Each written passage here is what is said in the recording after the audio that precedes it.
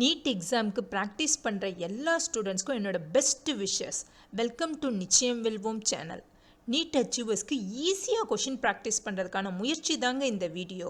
NEET சிலபஸை chapter wise உங்களுக்கு ஈஸியாக புரிகிற மாதிரி முடிஞ்ச வரைக்கும் டயக்ராமோட எக்ஸ்பிளைன் பண்ணுவேன். இந்த வீடியோவை பார்த்துட்டு உங்களுடைய கமெண்ட்ஸையும் ஃபீட்பேக்கையும் மறக்காமல் ஷேர் பண்ணுங்கள். வாங்க வீடியோக்குள்ளே போகலாம். லிவிங் வேர்ல்டு சாப்டரில் பார்ட் 1 பார்க்க போகிறோம். First question. In majority of higher animals and plants, dash and dash are mutually exclusive events.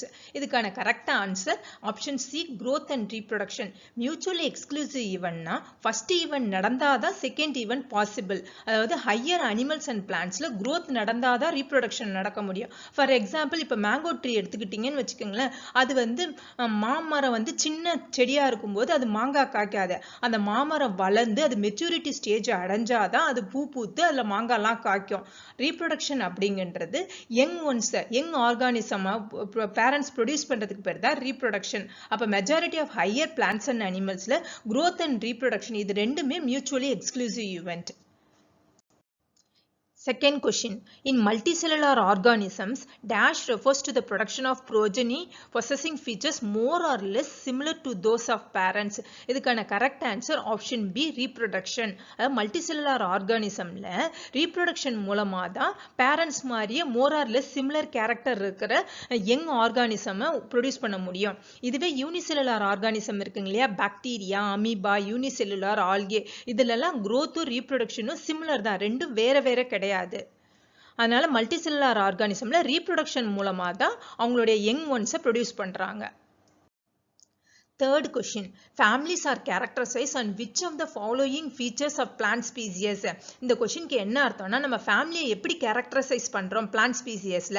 External மார்ஃபாலஜினா external ஸ்ட்ரக்சரை வச்சா, அனட்டாமி ஆஃப் பார்ட், அனட்டாமினா இன்டர்னல் ஸ்ட்ரக்சரை வச்சா, வெஜிடேட்டிவ் அண்ட் ரீப்ரொடக்டிவ் பார்ட்ஸை வச்சா, சீசனல் சிமிலரிட்டிஸ் அண்ட் வேரியேஷன்ஸ் வச்சு நம்ம ஃபேமிலியஸை கேரக்டரைஸ் பண்ணோமா அப்படின்னு கேட்குறாங்க. இதுக்கான கரெக்ட் ஆன்சர் வந்து option C, vegetative and reproductive parts. ஃபேமிலியை எப்படி கேரக்டரைஸ் பண்றோம்னா வெஜிடேட்டிவ் அண்ட் ரீப்ரொடக்டிவ் பார்ட்ஸை வச்சு தான். வெஜிடேட்டிவ் பார்ட்ஸ் எதெல்லாம் அப்படின்னா லீவ்ஸ், ஸ்டெம், ரூட் இதெல்லாம் வெஜிடேட்டிவ் பார்ட். பிளான்ட்ஸ்ல ரீப்ரொடக்டிவ் பார்ட்ஸ் எதெல்லாம்னா ஃப்ரூட்ஸ், ஃப்ளவர்ஸ் இதெல்லாம். Fourth question. The sum total of all the chemical reaction occurring in our body is known as dash. இதுக்கான correct answer option A, metabolism.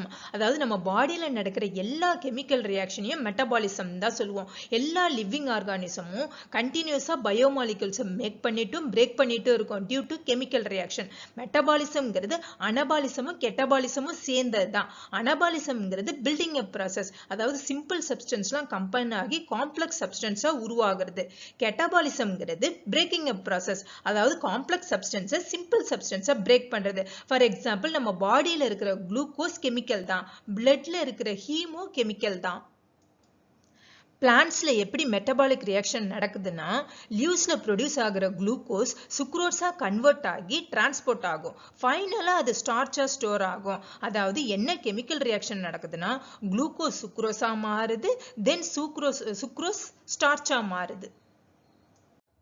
Fifth question.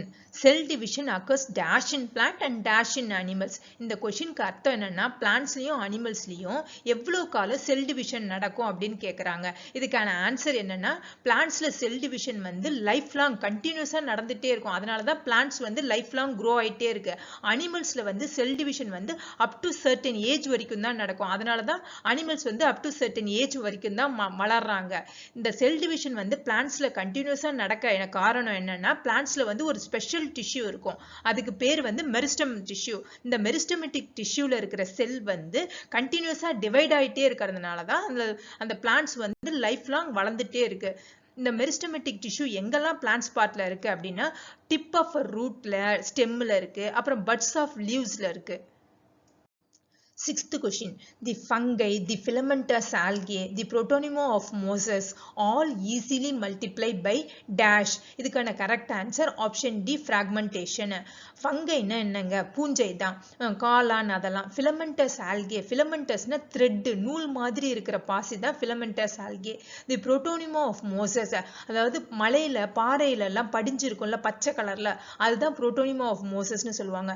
அந்த ஃபங்கை, filamentous algae, protonema of mosses இது எல்லாம் எப்படி ஈஸியா multiply ஆகுதுன்னா fragmentation அப்படின்ற asexual reproduction மூலமா. ஃபர்ஸ்ட் செக்ஷுவல் ரீப்ரொடக்ஷன்னா என்னன்னு தெரிஞ்சுப்போம், அப்புறம் ஏசெக்சுவல் ரீப்ரொடக்ஷன்னா என்னன்னு தெரிஞ்சுப்போம். செக்ஷுவல் ரீப்ரொடக்ஷன்னா மேல் கேமெட்டும் ஃபீமேல் கேமெட்டும் ஃபியூஸ் ஆகி சைகோட் ஃபார்ம் ஆச்சுன்னா அது செக்ஷுவல் ரீப்ரொடக்ஷன். ஏசெக்சுவல் ரீப்ரொடக்ஷன்னா சிங்கிள் பேரண்ட், அதாவது சிங்கிள் ஆர்கானிசம்ல இருந்து நியூ ஆர்கானிசம் ஃபார்ம் ஆகுது இல்லையா, அதுதான் ஏசெக்சுவல் ரீப்ரொடக்ஷன். அதாவது fungi, filamentous algae, protonema of mosses இது எல்லாமே ஃப்ராக்மெண்டேஷன் அப்படின்ற ஏசெக்சுவல் ரீப்ரொடக்ஷன் மூலமா தான் மல்டிப்ளை ஆகுது. ஃப்ராக்மெண்டேஷன் அப்படின்னா துண்டாதல்னு அர்த்தம். அந்த ஒவ்வொரு ஃப்ராக்மெண்ட்டும் க்ரோ ஆகி மெச்சூர் ஆகி அது ஒரு ஃபுல் ஆர்கானிசமா உருவாகும். அதுக்கு பேர் தான் fragmentation. 7th question. Which of the following factors exclusively affects reproduction in seasonal breeders, both plants and animals? இந்த கொஸ்டினுக்கு என்ன அர்த்தம்னா, சீசனல் பிரீடர்ஸ்ல எந்த ஃபேக்டர் வந்து ரீப்ரொடக்ஷனை அஃபெக்ட் பண்ணும் பிளான்ட்ஸ்லயும் அனிமல்ஸ்லயும் அப்படின்னு கேட்குறாங்க. ஃபர்ஸ்ட் சீசனல் பிரீடர்ஸ்னா என்னன்னு பார்ப்போம். சீசனல் பிரீடர்ஸ்னா அவங்க ஒரு பர்டிகுலர் பீரியட்ல மட்டும்தான் ரீப்ரொடக்ஷன் பண்ணுவாங்க. எக்ஸாம்பிள் வந்து ஃப்ராகு, லிசார்ட் அதெல்லாம். இப்போ ட்ரீல பார்த்தோம்னா மேங்கோ, அது சம்மர்ல மட்டும்தான் காய்க்கும். கண்டினியூஸ் பிரீடர்ஸ்னா they breed throughout their sexual maturity. Life long வந்து ரீப்ரொடியூஸ் பண்றது தான் கண்டினியூஸ் பிரீடர். அதாவது ஒரு இயர்ல இந்த பர்டிகுலர் பீரியட் அப்படின்னு இல்லாம எப்பயுமே வந்து ரீப்ரொடியூஸ் பண்றது தான் continuous breeder. Example rabbit, mice. அப்ப இந்த கொஸ்டினுக்கான ஆன்சர் வந்து option C, photo period. Photo period அப்படின்ற ஃபேக்டர் தான் ரீப்ரொடக்ஷனை அஃபெக்ட் பண்ணுது சீசனல் பிரீடர்ஸ்ல. இந்த போட்டோ பீரியட் அப்படின்றது பிளான்ட்ஸ்லயும் நடக்கணும், அனிமல்ஸ்லயும் நடக்கும். போட்டோ பீரியட்னா ஒன் டேல லைட் எவ்வளோ நேரம்னும் டார்க் எவ்வளோ நேரம்னு சொல்றது தான். இந்த லைட் பீரியட் டைரக்டா ரீப்ரொடக்ஷனை அஃபெக்ட் பண்ணும். அதனாலதான் பிளான்ட்ல வந்து இது ஃபிளாரிங்ல இன்டியூஸ் பண்ணுது, அனிமல்ஸ்ல வந்து இது ஹார்மோனை ரிலீஸ் பண்ணி ரீப்ரொடக்டிவ் சிஸ்டமா அஃபெக்ட் பண்ணுது. 8th question. The keys are based on contrasting character generally in a pair is called couplet. டாக்ஸானமில கீன்றது one of the taxonomical aid. இந்த கீயை வச்சு நம்ம என்ன பண்ணுவோம் அப்படின்னா பிளான்ட்ஸையும் அனிமல்ஸையும் நம்ம ஐடென்டிஃபை பண்ணலாம் based on similarities and dissimilarities. அப்போ அந்த கான்ட்ராஸ்டிங் கேரக்டர் அப்படின்ற நீங்க வேர்டை பார்த்துட்டாலே டாக்ஸானமிக்கல் எய்ட்ல அது கப்லெட் தான் வரும். இப்போ ஃபார் எக்ஸாம்பிளுக்கு வந்து சில அனிமலுக்கு ரெட் பிளட் இருக்கும், சில அனிமல்ஸ்க்கு வந்து ரெட் பிளட் இருக்காது. இப்போ ரெட் பிளட் இருக்கிற அனிமல் எதெல்லாம் பார்த்தோம்னா லிசார்டு, பேர்டு, ஃபிஷ் அதெல்லாம். இப்போ ரெட் பிளட் இல்லாத அனிமல் பார்த்தோம்னா இன்செக்ட், காக்ரோச் எல்லாம் அதுல தான் வரும். வேற என்னென்ன டாக்ஸானமிக்கல் எய்ட் இருக்குன்னா ஃப்ளோரா இருக்கு, மேனுவல்ஸ் இருக்கு. ஃப்ளோரான்றது அந்த கிவன் ஏரியாவில் இருக்கிற பிளான்ட்ஸோட ஹாபிடேட், டிஸ்ட்ரிபியூஷன் அந்த டீடைல்ஸ்லாம் இருக்கிறது தான் ஃப்ளோரா. மேனுவல்ஸ் அப்படின்றது ஒரு ஸ்பீசிஸோட நேமை ஐடென்டிஃபை பண்றதுக்கு தேவையான இன்ஃபர்மேஷன் இருக்கிறது தான் மேனுவல்ஸ். அப்போ வந்து the keys based on contrasting character generally in a pair என்னன்னு சொல்லுவாங்கன்னா கப்லெட்னு சொல்லுவாங்க. 9th question. The order generally ends with ales.